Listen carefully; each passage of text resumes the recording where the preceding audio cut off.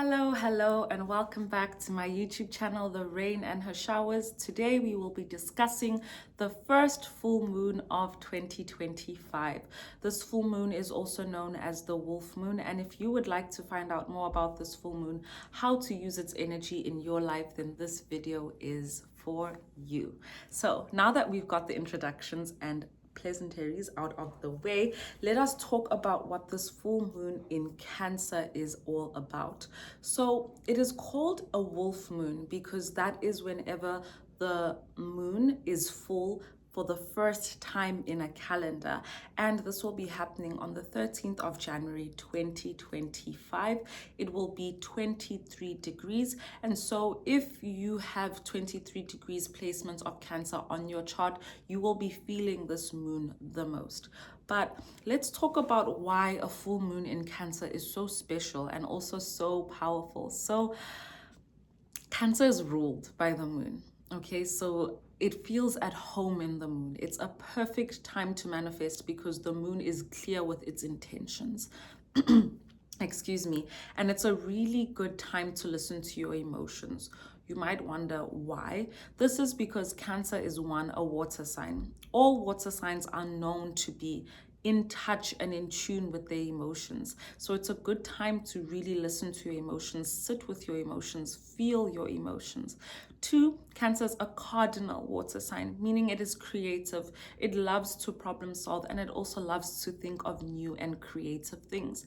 It is also known to be a more feminine sign. So this is a good time again to tap into your feminine energy and into your sensuality and really get to know what you're feeling and why you're feeling it.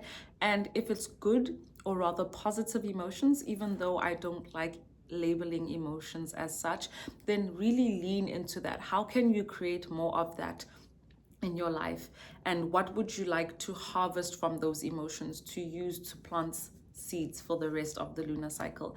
If it's emotions that are not so positive, why do you feel this way, and how can you use these emotions to rather guide you to what you want rather than beating yourself down or beating yourself up for feeling this way? In astrology, Cancer is represented by the crab, which is no coincidence that it is an aquatic animal and a water animal because it is a water sign as mentioned. This full moon will also be highlighting emotional security.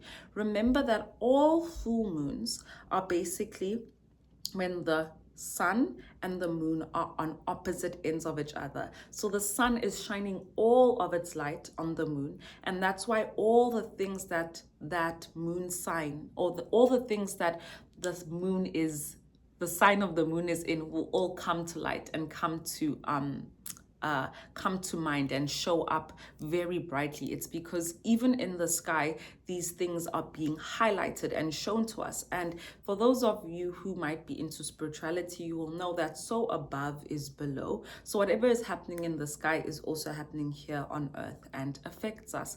So it's also going to be highlighting those themes and emotions. The top transits will be the sun in Capricorn will be trining Uranus. A trine is always a lovely transit. This might lead to, though, unexpected conversations that lead to unexpected breakthroughs. There's a potential for very surprising information coming to light and coming up, especially in terms of your emotional world and emotional security. Look at where Cancer falls into your chart and where in your chart that Cancer might be calling you to kind of focus more on and look more into. Then the moon will sextile Uranus in Taurus. Uranus is a planet all about transformation and evolution and really just change. It rules Aquarius and Capricorn, and so this is a really, or rather Aquarius, not Capricorn, time to break free from old emotional patterns. It is the beginning of the year, and it is a time where a lot of us are setting intentions for what we would like to feel and see in 2025. And as Albert Einstein says, and I'm sure a lot of you know, I think he says something along the lines of doing the same thing over and over again and expecting different results is insanity. So this is a time to really break free from emotional ways of thinking and patterns that are holding you back. The moon also rules the home and the fourth house and family. So themes about family might be coming up, and how to better handle family conflicts and rather change your approach and way of doing things. Mars trines Neptune, and this will help you approach challenges with a broader and wider imagination. This is because Neptune is the planet of dreams, and if I'm not mistaken, I think it is currently in its home sign Pisces, but I will double check that fact for you. If you've made it this far into the video, don't forget to share, like, and comment. Especially like, it's literally a way that you can help me as a new creator on this platform to boost my work. Thank you. Okay, keep watching the video. Yes, Neptune is in Pisces, I am correct. And so this will be a time to be very creative and imaginative about dealing with problems and dealing with things and how to figure out solutions. It is a time to let things flow and be rather than forcing things. Lastly, we will have Venus squaring retrograde.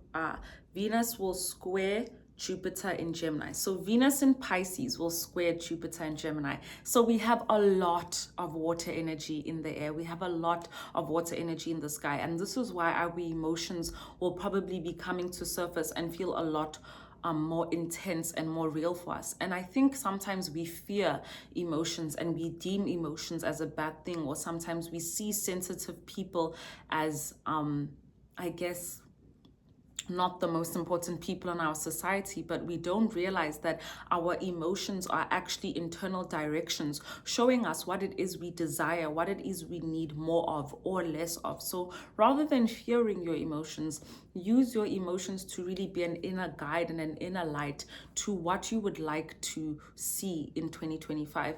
And remember that full moons are good for manifesting, but it's also a time for releasing and letting go. And I spoke about earlier on letting go of toxic or unhealthy emotional patterns that have not gotten you anywhere. With Venus being in Pisces, it's a good time to also show your love for others and to your friends and to your family and to romantic partners, because Venus is exalted in the sign. And if you would like more information on that transit, go watch my previous YouTube video. But basically, it's also a good time with this Venus in Pisces, this Venus squaring retrograde Jupiter in Gemini, to look at how you might have had too much scattered energy. Okay, it's important to keep in mind that you should not overextend yourself.